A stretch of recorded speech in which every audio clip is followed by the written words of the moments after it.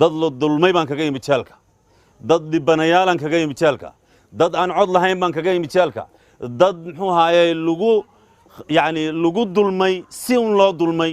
sharci loo muxuu adeegsaday shaar dawladeed loo adeegsaday shaar dhaqaale loo adeegsaday magac loo adeegsaday saaxiibo badan oo ku jira qolaalkii aan ka yimi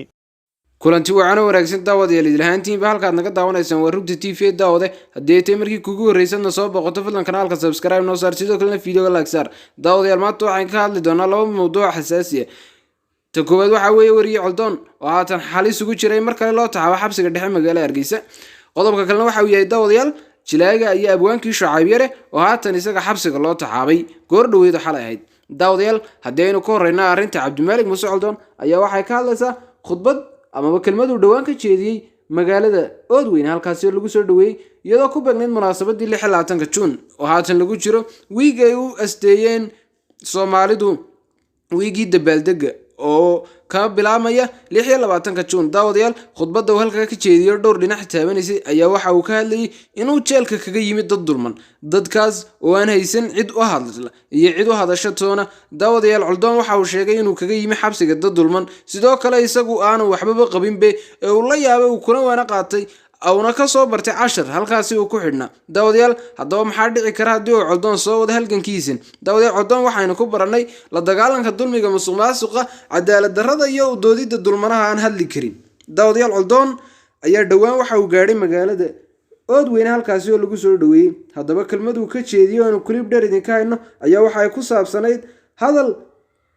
hadal u dhigan waa inaynu diidno cadaaladda sidoo kale waxa uu sheegay waa inaynu diidnaa dulmiga iyo meel kasta wax lagu dulmayo tani waa 26 Juun waa dhaxalkii awoowayaashana ka dhaxalay waxa ay diideen dulmiga inaguna waa inaynu sidoo kale diidnaa dulmiga daawadayaal Coldoon haddaba maxaa dhici kara haddii uu sii wada arrinkiisan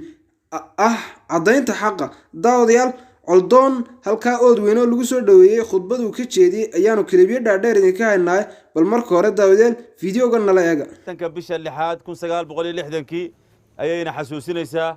waa dhulkii Soomaaliyeed ee ugu horeeyay ee xorriyad qaata marka munaasabadaasna waxa weeye halkan aynu muxuu ahaayay ka xusaynaa oo ka xasuusanaynaa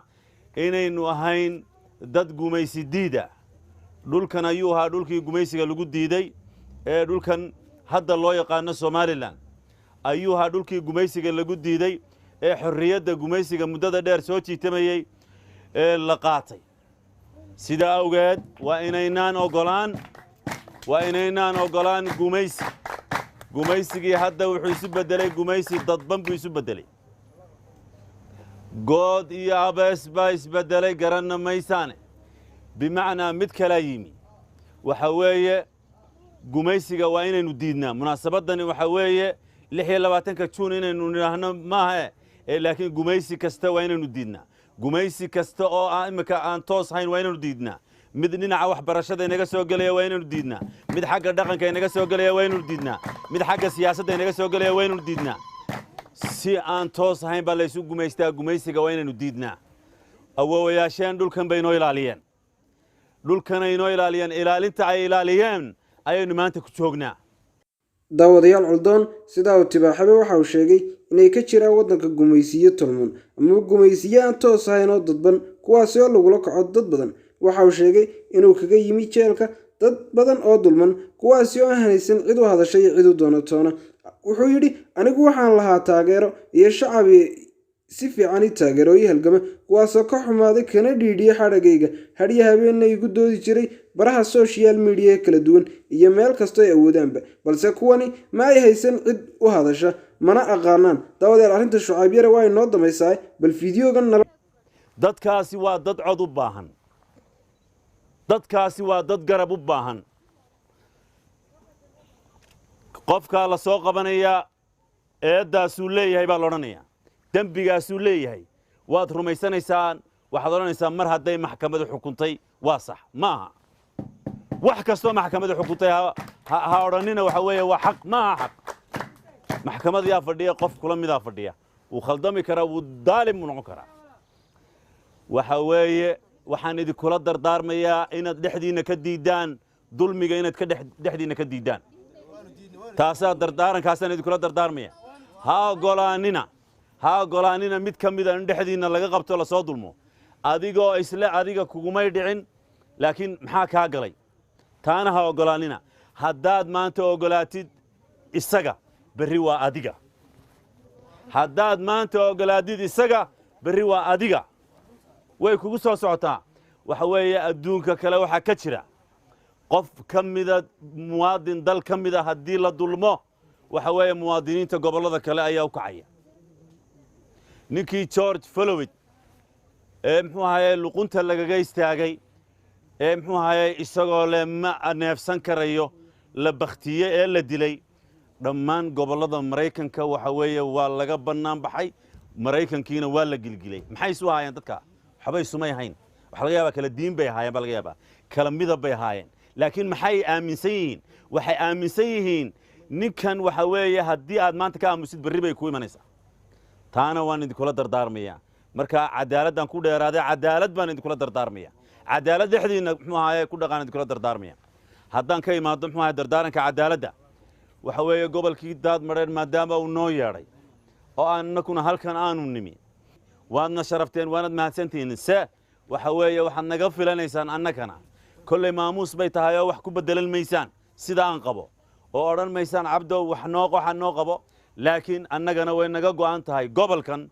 in aanu u soo baxno mar labaad daawadayaal Coldoon waxa uu sheegay inuu halkaasi kaga yimi dad u baahan in loo hadlo waxa uu sheegay inuuna ka aamusi doonin hadlitaanka iyo u doodida xuquuqdooda sidoo kale waxa uu bayaamiyay ama uu shaaca ka qaaday inuu warintan ka faahfaahsan ka soo saari doono amaba uu doodi doono daawadayaal Coldoon waxa uu sheegay in gumaystii aynu ku xoroonay 26 Juun maanta uu bedelay mid kale oo dadban oo ah hoosos kaasna ay tahay in laga dhiidhiyo sidii ay u yeesheenba uga dhiidhiyeen kii hore daawadayaal arrintaasna ayaan ku eegaynay bal haatanna aynu soo noqonnaa arrinta Shucayb Yare iyo kiiskiisa daawadayaal goor dhaweyd waxa la heeday ayaa xabsiga dhexe loo taxaabay jilaaga Shucayb Yare abwaanka kadib markii uu maanso ku ganay leeb iyo waran kaga kulul madaxweyne Biix iyo xukuumaddiisa daawadayaal jilaaga Shucayb Yare ayaa ereyada adeegsanay waxay ahaayeen ereyo toos ah oo leebka ka kulul daawadayaal tanna waa caadada xukuumadda madaxweyne Biix in dhaweyd baa la soo baxday inay xabsiga u taxaabto qof kastoo hadla ama cidii joog tirada daawadayaal balse Shucayb Yare laga dhadhaysanay ereyadiisa kuwa toos weerar ah ayaa haatan waxaan idinla wadaagaynaa bal qaar ka mid ah ereyada maasadiisa ama gabaygiisa assalaamu calaykum waraxmatullaahi wabarakaatu bismillaah maansa aan dirsoocayn dadkan kala fogaynayn shicibkiyo dadweynahan iyagoo dan qura jira kala dilay siyaasigu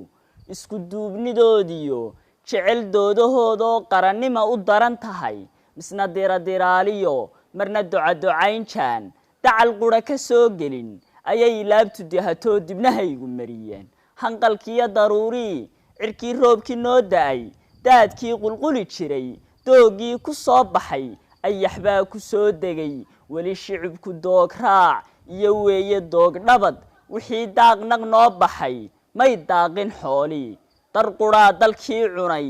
inkastoo aan odhan karno daawadayaal Shucayb Yare ereyadiisu waa weerar toos ah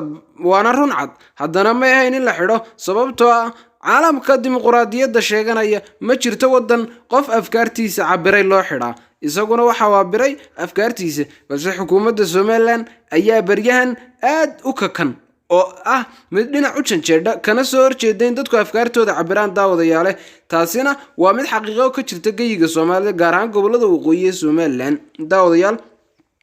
aan idhaahna jamhuuriyadda bal waxaan idin dhamaystiri doonaa fiidiyogan daawadayaal kulanti damo xiiso leh daawadayaal naxdin iyo dareen male xaqqa ruux ku daakira ama baaq yar soo dira qaran dumis ku sheego ku dur eedamooye show askari daliil mare marag iyo damiin male qareenka difaaciyo dabar iyo xuduud male show askari dugsiyo dallacoo xidhmooye dulmanaha ka dhaaf male show askari ku duuriyo baloodhada ku doodiyo dhulkan dayra mooye maatida ka daa male show askari dirsoociyo qoys daadahee iyo ku taxdarajo mooye garashiyo damiir male waaryaa dunuub wade dad bayaad xukumaysaa sow kuwaa didee tegay sow kuwaa dalkii nacay kuwa kale xabsigu dilay diidnay calan castaadee daantaada maamulo